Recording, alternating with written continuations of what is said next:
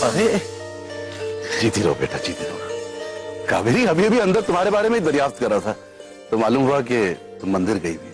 हाँ अंकल, वो मैंने बल्लू और प्रीति के लिए मन्नत मांगी थी, वो पूरी हो गई, इसलिए मंदिर जाकर पूजा कराई। शाबाश बेटा, शाबाश। जीती रहो बेटा। मैं जानता हूं कि तुम्हारे रहते प्रीति को यहाँ किसी किस्म की कोई तकलीफ नहीं होगी, लेकिन फिर भी पिता होने के नाते यह स्वाभाविक है कि मुझे उसकी भविष्य की चिंता हो। बेटा मैं ये भी जानता हूं कि इस वक्त और इन हालात में ये पूछना मुनासिब नहीं होगा, लेकिन एक बात बताओ बेटा, क्या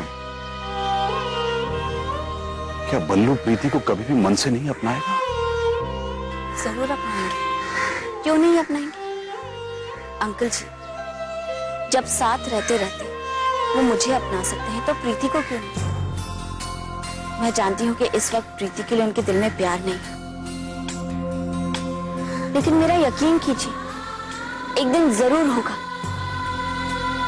और वैसे आपको तो याद ही होगा, मैंने आपसे वादा किया कि अगर प्रीति की खुशी के लिए मुझे बल्लू को भी छोड़ना पड़े तो मैं वो भी करूंगी। कैसी बात कर रही हो बेटा? अरे अपनी एक बेटी की खुशी के लिए मैं अपनी दूसरी बेटी की खुशियां नहीं उजाड़ सकता। नहीं याद है मुझे कोई वादा, और नहीं याद करना है मुझे कोई वादा।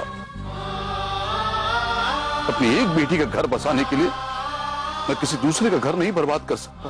और दूसरा कौन बेटा? कौन? हाँ, मेरी वो बच्ची जो मुझे पिता से ज्यादा मान सम्मान देती है। नहीं बेटा, ऐसा कभी सोच भी नहीं सकता। हाँ, तुमसे दरख्वास्त जरूर करूंगा कि तुम बल्लू को छोड़ने की बात नहीं करना बेटा, क्योंकि बल्लू भी तुम्हारे बगैर नहीं रह पाएगा बेटा। वो भी मेरा बच्चा है, उसकी फितरत से मैं अच्छी तरह वाकिफ हूं। मैं जानता हूं वो नासमझ और नादान जरूर है, लेकिन दिल का बुरा नहीं है। सच कहता हूं, लड़ना झगड़ना और बात है, लेकिन दिल का बहुत भोला है वो। इसलिए बेटा कुछ भी हो जाए, लेकिन उसे छोड़ने की बात नहीं करना।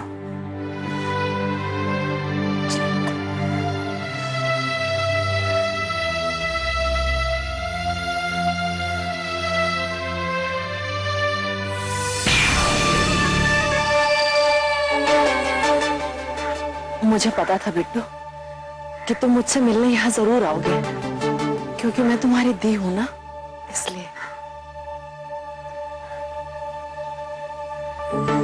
वैसे कमाल का दिमाग पाया है मैंने। मुझे पता था कि सुहासिनी तुम्हारी दुखती रग है। उसने जरूर तुमसे कुछ कहा होगा, और तुम उसके कहने पर मुझे यहाँ दो चार बातें सुनाने तो जरूर आओगे। अरे क्या बात है बिट्टू, तुमने नजरें क्यों झुका ली? देखो बिट्टू, उस वक्त मैं खामोश रही क्योंकि मेरी गलती साबित हो गई थी, लेकिन तुम अपने आप को भी तो देखो। मैंने तुम्हें इस लायक बनाया, तुम्हारी दी ने तुम्हें इस लायक बनाया, इसलिए कि तुम उसे एक दिन घर से धक्के मारकर बाहर निकाल दो। अगर मैं गलत थी तो तुम भी गलत थे, कल भी गलत थे और आज भी गलत हो।